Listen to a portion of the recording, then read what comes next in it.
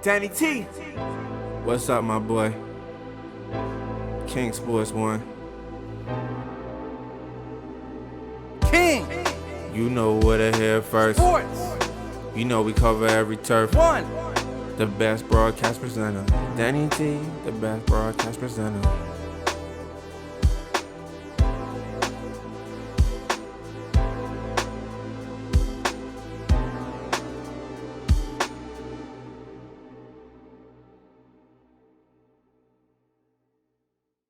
Ladies and gentlemen, welcome to the second episode, the second, number 2 of King Sports 1. Now, King Sports 1 is powered by King's Castle. Now, let's get right into it. Congratulations to Michael McDowell. He won the Daytona 500. If you don't know who he is, I don't either. The second guy, it's a black guy that was in the field. His name was Bubba Wallace. He done extremely well. He came 17th place. Now, to us that are used to winning, 17th doesn't sound great, but his cars failed 2 inspections in the beginning of the race, so he had to start from the back of the field, so it's a very respectable showing. He would have started 6th on the grid, so that shows me that he actually had a chance to win, which is absolutely fantastic.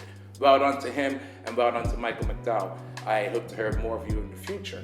Now, right on to the next thing. I would be remiss if I didn't talk about the great Tom Brady, Mr. 7-3, Mr. the most ever in history, even more than a franchise, Super Bowls, won by a singular person. Well done, Tom. You were the great Tom Brady. You are it. You are the GOAT. Nobody could touch you. You get what I'm saying? If LeBron didn't have Ray Allen, he'd be the opposite of you, which is 3-7. But I'm so happy for you, Tom, and I hope the Buccaneers can do it again next year. I look forward to watching. Patrick Mahomes, I will spur a thought for you, my brother. You played a valiant game. You know, you did what you could, but that Buccaneers defense, you know, they just put you guys in a kangle fuck, you know? And I didn't say F, I said kangle fuck. Add that. But yeah, well done to the young man. He done well too, you know. When you're going up against a great like Tom Brady, sometimes you just gotta bow down. I know when you bow down, it's not what you want to do because you see yourself as great, so does everybody else. But you put up a valiant effort and you went up against a great champion, and well done to you, well done to the Chiefs. So we know you're going to come back again soon. On to the UFC. Now, it's been a lot of talk. I became a big fan of Kamaru Usman when he fought Colby Covington, because Colby Covington was all about fighting the Donald Trump way and make America great again. And Usman beat him up. This guy went ham on this guy. Hear me? Like, he showed everybody, the Nigerian Nightmare showed everybody that America isn't great while Donald Trump is in charge. And I think we all know that, but at the same time, it's people that don't want to believe it. In fact, there's 70 million people that don't want to believe that. But I digress. Well done to Kamaru Usman, who beat Gilbert Burns in the 3rd round. It was a TKO. Gilbert Burns from Brazil, his former training partner. He tried his hardest to get at Usman, but Usman trained so hard, and he is a beast. People can't really mess with him, you know. I'm thinking if he got into the ring, if Conor McGregor ever was, you know, in welterweight to come at him, that would be a hell of a fight. That's a fight that I definitely want to see, and I think you want to see it too. So pay attention to this man because he stays out of the public. He stays out of the limelight. The only time you hear about him is if he's fighting a loudmouth. That's why you didn't hear about this fight. And congratulations to Kamaru Usman once more for breaking the streak record in the UFC, which was 13. He broke George St. Pierre's record of 12. So everybody knows George St. Pierre from Canada.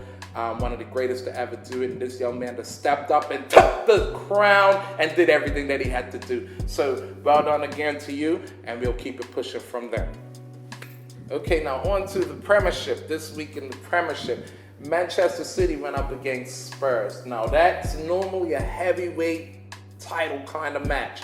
Spurs do what they have to do. They have Jose Mourinho at the helm, one of the greatest managers of all time. And Manchester City have Pep Guardiola, one of the greatest managers of all time as well. Now, Manchester City are flying high. Spurs were where Manchester City are about 10 weeks ago.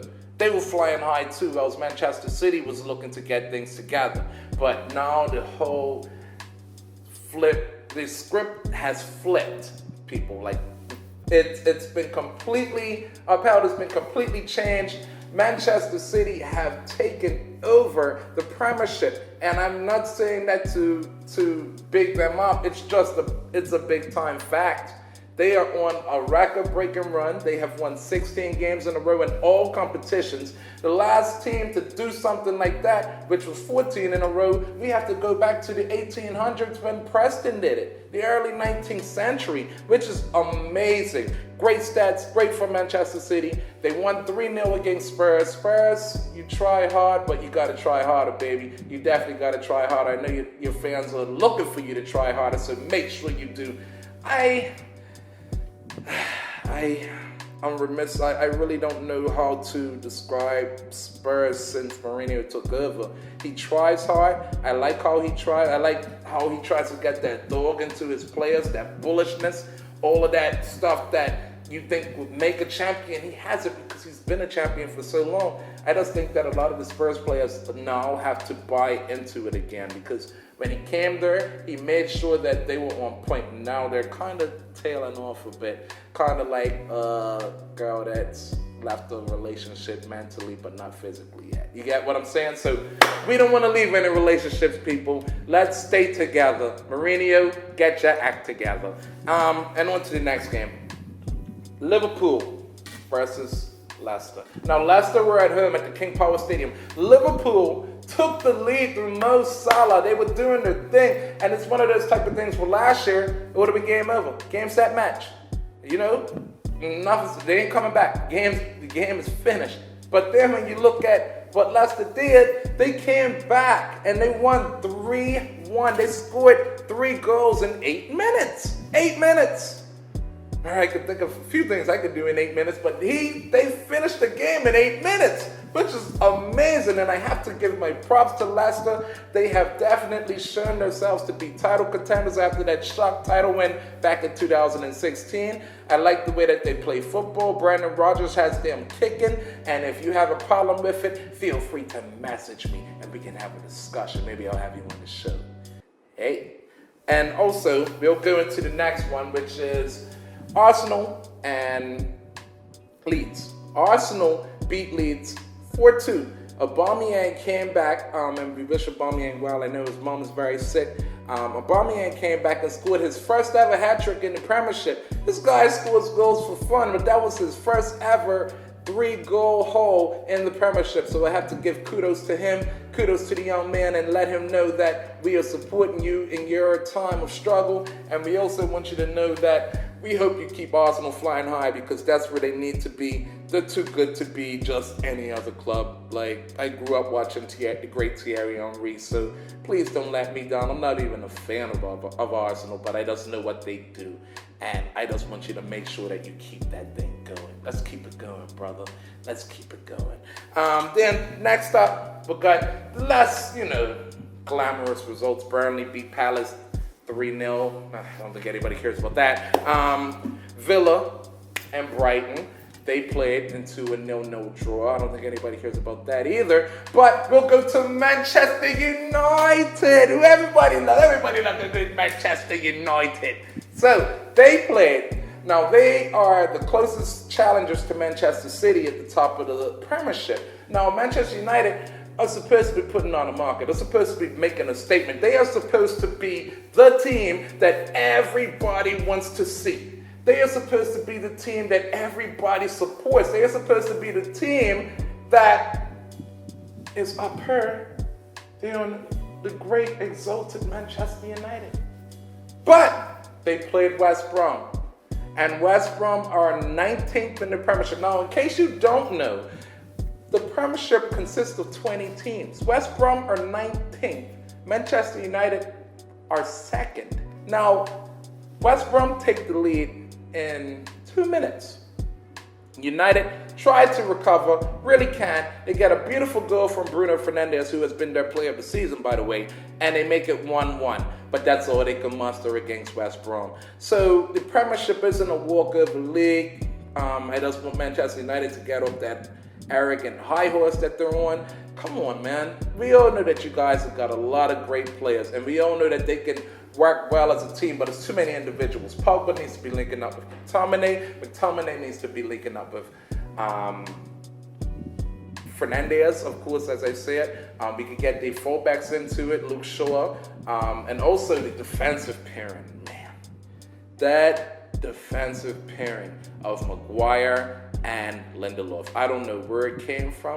I don't know what it's about. But sort it out, Manchester United. Because guess what? Everybody likes a good title race, and so do I. If you want to be great, play great. Yeah. By the way, guys, did you hear about Upamecano leaving RB Leipzig to go to Bayern Munich? Bayern Munich have a lock. They have a chokehold on the game in the Bundesliga. They just be taking all of the best players from their nearest rivals and sending them straight to their academies or whatever. It's like nobody can ever challenge Bayern Munich. Now, I'm not a fan of this signing because I think Upamecano can go anywhere in the world and walk into that team, and Bayern Munich could. I swear the Bundesliga is like a farmers league just for Bayern Munich to do good in the Champions League, which is ridiculous. I mean, I remember Leroy Sané leaving Manchester City to go there, and he doesn't even start every game. So why did he leave? You already had Kingsley Coman and Serge Gnabry there playing ball. So I don't know. It's one of those things for me where Bayern Munich, they're so far on their high horse that nobody can mess with or nobody can touch them, and they can just take all the players that they want. So when you alleviate competition, what's the point of the competition? Come on. Like, Jesus, if King's Castle didn't have Death Row, then, there would be, there's no reason for somebody to aspire to something. It's nothing. You get what I'm saying? So at the end of the day, please, people, please, do not buy into that Bundesliga garbage. I just think that league is not for everybody to watch. Dortmund have some good young players, Haaland, Sancho, but that's it. It's one of those type of things where a lot of people be watching, but Danny Boy don't really be watching like that. Danny T will keep focused on La Liga or a Premiership or something like that. So that's just something that I wanted you to know. Also, Down Under. Did you hear that Serena and Naomi Osaka have both made it into the quarterfinals? Now, I know they're ahead of us in time right now, so it's probably like early in the morning. They're getting ready for their next matchup. But I just wanted to congratulate the sisters for going that far, because I depend on you to make my day great. I love when sisters make history, and I'm trying to make history just like you ladies. And I know you like when I make history. And when you finally see me, you're going to be like, man, that guy's cute. And I'm going to be like, I thought you were cute the whole time as well. But Serena and Naomi have a girl, so you better leave me alone. By the way, did you hear about Kevin Durant? He came back for the Brooklyn Nets, the New York Nets. Now, Brooklyn Nets. I always get it confused. I'm so used to calling them the New Jersey Nets because when Jason Kidd was there, he was balling out. He was giving assist after assist. He got them to a finals. Vince Carter got there from Toronto and did his thing too. So when I'm talking about the progression of the New Jersey Nets to the Brooklyn Nets, I'm talking about when Brooklyn were a little itty bitty team.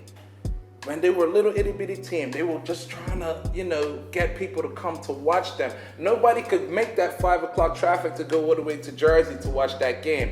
You would get caught in traffic and you couldn't get home till the next day. They never had anybody in the stadium. Now, when Jay-Z bought the team and brought them to Brooklyn and Barclays Center, they have been on the come up. They have made so many acquisitions that have been amazing. You're talking about James Harden, you're talking about Kevin Durant, you're talking about Kyrie Irving, who wears a little bit too much shade sometimes, but the man can ball. You get what I'm saying? He is a closer. He is a prolific NBA player. But when I'm talking about these guys, I'm talking about a trio in the NBA that we've never seen before. Now, we've often had duos, but we never had trios. We talk about Kobe and Shaq. We talk about Michael and Scotty. We talk about Magic and Kareem. We talk about Larry and whoever Larry, the black guy was with Larry. You get what I'm saying? Those are the people that we talk about. But at the end of the day, Kevin Durant came back. He ends a 3-game slide as they beat the Warriors, his old team, and he scored 20 points in that game. So congratulations, Kevin. I know you're going to take that team on your back, and I know you're going to make them shine as you shine, my brother. So keep going. Keep it going. Everybody believes in you. And Harden, I believe in you too, despite your weight. I got a little weight problem myself. So, hey, we'll get in the gym together, brother. We'll be raining threes, brother. But I digress. So I was thinking, I watched cricket this weekend for the first time in a long time. I haven't had this feeling in West Indies cricket for a long time. I watched them beat Bangladesh by 17 runs. Bangladesh put on a hell of a show. They kept coming. They kept doing what they had to do. But it was something missing for them. I remember when it was something missing for me back in the 08s. Kanye had an album out, and I just think like when people are in relationships and stuff like that, that maybe it messes with their psyche. Maybe they can't do what they have to do as far as hitting sixes and fours and catching balls and bowling splitters and knocking people out and just doing what you have to do to win for your country. Because cricket is a global sport. Everybody loves cricket. I love cricket. I myself am a St. George's fan in Bermuda. A lot of people don't like St. George's, but guess what? You can kiss my patootie, because I don't like Somerset. But I do like Somerset pizza, so you're good in my book. But at the same time, it's one of those type of things where back in the day, when I used to watch cricket, I remember when I used to watch Freddie Flintoff. I remember when I used to watch...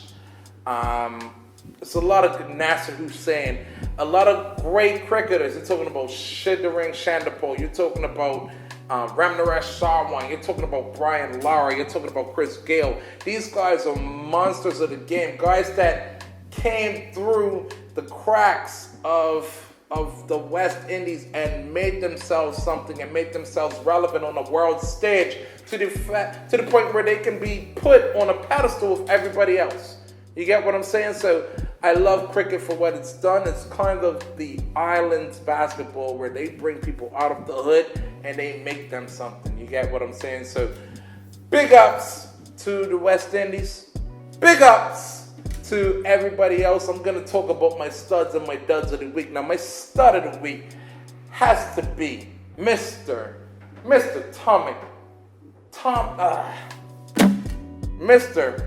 Thomas Edward Patrick Brady.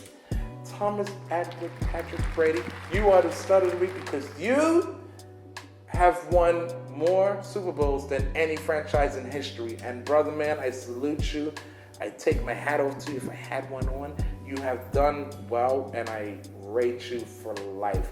Now, my dud of the week. It's been hard because I haven't really seen any duds this week. But it's going to go to a manager, which is Jose Mourinho. Mourinho, come on, brother, man. You got to do battle with Tottenham, bro. You got a lot of great stars there. You told us that you had more stars there than you had at Manchester United. So how is Manchester United on top of you on the table? Come on, brother, man. You're going to make me get out of my seat. I'm going to get out of my seat.